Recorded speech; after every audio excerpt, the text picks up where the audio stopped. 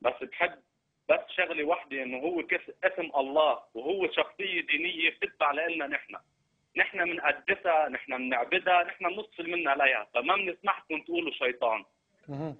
تعرف من هو الشيطان؟ خيي، تعرف من هو الشيطان؟ انت هيك عم بتهبرج الدنيا. ليش يعني ليش؟ انت عم بتولع الدنيا. كيف يعني الدنيا لسه مو مولعة أصلا؟ مولعه يعني ومولعه بزياده. كل اللي عم يعملوا وشبيحة حزب الشيطان ورايحين على سوريا وبيذبحوا بالشعب السوري، هيك الدنيا مو مولعة اليوم في الرستن؟ دبابات حزب الشيطان عم تسوح وتنوح في الرستن، يعني هذا مو مولع الدنيا بعدك عم هيك؟ ترجع تعيدها للكلمه.